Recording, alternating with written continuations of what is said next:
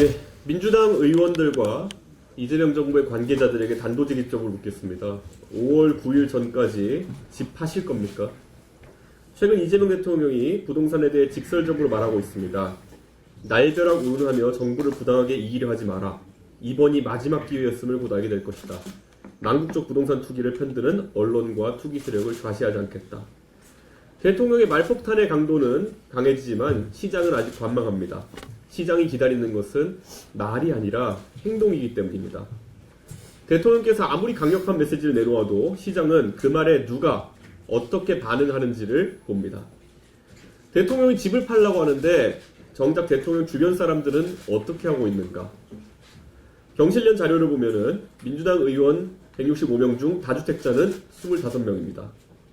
강남 4구에 주택을 보유한 의원은 20명이며 이 중 11명은 거주하지 않고 임대를 놓고 있습니다.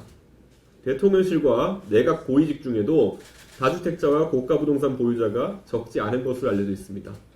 이분들의 재산 보유가 불법이거나 비난받을 일은 아닙니다. 그러나 시장의 관점에서 보면 이분들이 5월 9일까지 어떤 선택을 하느냐가 부동산 정책의 신뢰도를 결정짓게 됩니다. 고위공직자들과 여당 의원들은 일반 국민보다 많은 정보에 접근할 수 있습니다. 정책의 설계 과정을 알고 집행의 강도를 예측할 수 있으며 향후 규제의 방향을 가늠할 수 있습니다. 시장의 관점에서 이들은 정보 우위를 가진 내부자입니다.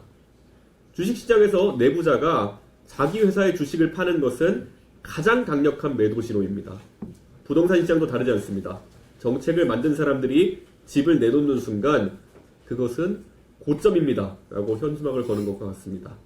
만약 이 내부자들이 5월 9일까지 자신의 주택을 매각하지 않는다면 시장은 정책을 만든 사람들조차 이 정책의 효과를 믿지 않는다고 생각할 겁니다. 설계자가 따르지 않는 규제를 국민이 왜 따르겠습니까? 반대로 내부자들이 먼저 매물을 내놓는다면 시장은 다르게 반응할 것입니다.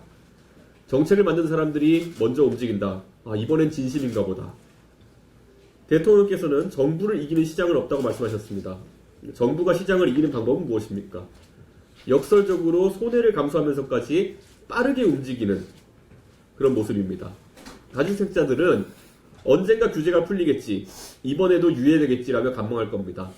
이 교착 상태를 깨는 방법은 정부 관계자들과 여당 의원들이 먼저 매물을 내놓는 것입니다.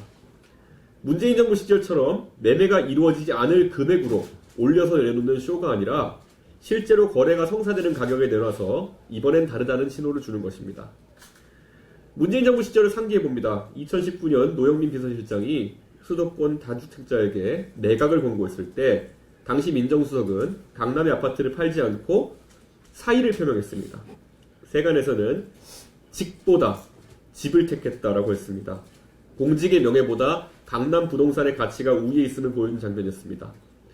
이재명 정부에서는 이런 일이 반복되지 않도록 대통령께서 추상 같은 의지를 드러내주시길 기대합니다.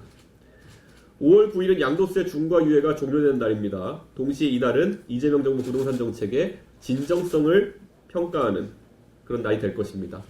5월 10일 아침 상당수의 고위공직자와 여당 의원들이 매각에 동참했다면 시장은 정책을 신뢰하기 시작할 겁니다.